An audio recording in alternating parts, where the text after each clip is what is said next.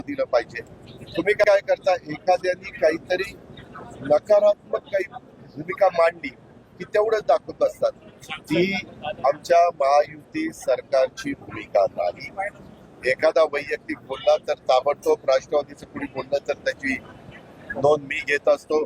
भाजपचं बोललं तर स्वतः देवेंद्रजी घेत असतात, पण शिवसेनेचं बोलल्यानंतर स्वतः उपमुख्यमंत्री एकनाथराव शिंदे साहेब त्या गोष्टीची नोंद घेत असतात। एवढा मोठा हा सगळा आपला शिवशाहू फुले आंबेडकरांचा महाराष्ट्र आहे। एवढ्या मोठ्या महाराष्ट्रामध्ये एखादी गोष्ट कुणी बोलणं म्हणजे ती सगळ्यांचं मत असतं। तुम्ही कितीतरी जणांचं मी सांगितलं, ते बोलून जातात आणि नंतर दिलगिरी व्यक्त करतात की नाही, असं झालंय की नाही। मी नावं घेत नाही, पण तू कसं होतं, शेवटी माणूस आहे।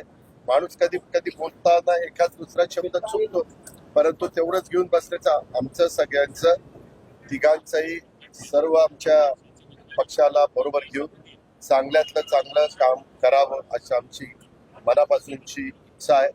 आणि एवढा भरभक्कम पाठिंबा महाराष्ट्रातल्या जनतेने आम्हाला